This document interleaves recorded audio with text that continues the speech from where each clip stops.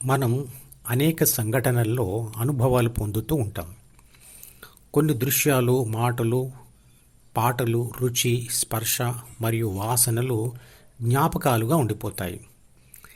ఒక దృశ్యం జ్ఞాపకం రాగానే ఆ సమయంలో విన్న పాట కానీ, మాట కానీ, లేదా రుచి, స్పర్శ, వాసనలు కానీ గుర్తుకొస్తాయి.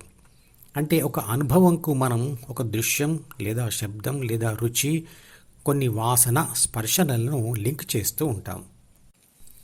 చిన్నప్పుడు మీరు విన్న పాటకు అప్పుడు జరిగిన ఏదో ఒక సంఘటనకు లింక్ చేసి ఉంటే ఇప్పుడు ఆ పాట వింటూ ఉంటే ఆ సంఘటన గుర్తుకొస్తుంది.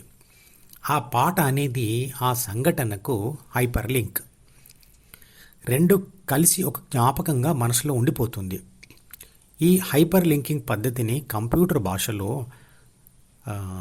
హైపర్ లింకింగ్ అంటారు. ఇంటర్నెట్లో గూగుల్ సెర్చ్లో ఇది ఎక్కువగా ఉపయోగిస్తాం. మనసులోని ఒక ఆలోచన మీద ప్రాపంచిక నేను ఫోకస్ చేస్తే, అంటే ధ్యాస పెడితే, దానికి లింక్ అయిన గత అనుభవం గుర్తొస్తుంది. ఆ అనుభవం కనుక సంతోషకరమైనదైతే మళ్ళీ అలాంటి అనుభవం కావాలనే కోరిక కలుగుతుంది. బాధాకరమైనదైతే మళ్ళీ దానినే గుర్తు చేసుకుంటూ డిప్రెషన్లోకి వెళ్ళిపోవచ్చు. అప్పుడే ఆ ప్రాపంచిక నేను మనసులోని ఈ బాధించే జ్ఞాపకాల మీద ఫోకస్ చేయకుండా, అంటే ధ్యాస పెట్టకుండా ఎలా ఉండడం అని ఆలోచిస్తుంది. ఫోకస్ లేదా ధ్యాస పెట్టడం వేరు, స్పృహలో ఉండడం వేరు. చుట్టూ ఉన్నవన్నీ కనబడడం అంటే వాటికి స్పృహలో ఉండడం. వాటిలో ఒక్కదాన్నే చూడడం అంటే దాని మీద ఫోకస్ చేయడం. ఆ నేను, ప్రాపంచిక నేను ఫోకస్ చేయడానికి శరీరానికి బయట ఉండే దృశ్య ప్రపంచం మరియు శరీరంలోన ఉండే ద్వితీయ మనసు, మూడవది హృదయం అనే 3 విషయాలు ఉన్నాయి.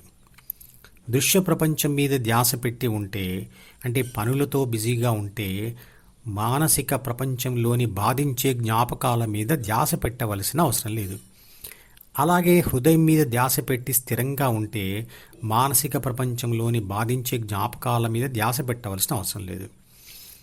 బాధించే ద్వితీయ మనసులోని ఆలోచనల నుండి తప్పించుకోవడానికి ఈ రెండిటిలో ఏది మంచిది?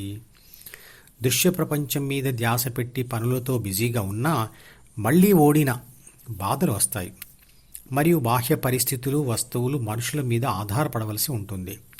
రెండో పద్ధతి అయిన హృదయం మీద ధ్యాస పెట్టే పద్ధతిలో, అంటే ధ్యానంలో, ఈ సమస్యలు ఉండవు. హృదయానికి దారి దొరికేది శ్వాస మీద ధ్యాస పెట్టి ధ్యానం చేసినప్పుడే. హృదయంలో రాముడు ఉన్నాడు అని హనుమంతుడు తన ఛాతీ భాగమును చూపిస్తాడు.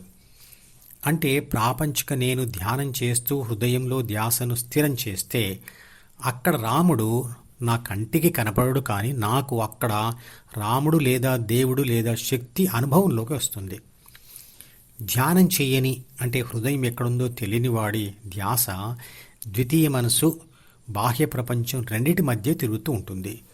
కళ్ళు తెరిస్తే బాహ్య ప్రపంచం, మూస్తే మానసిక ప్రపంచం మీదే ఫోకస్ ఉంటుంది.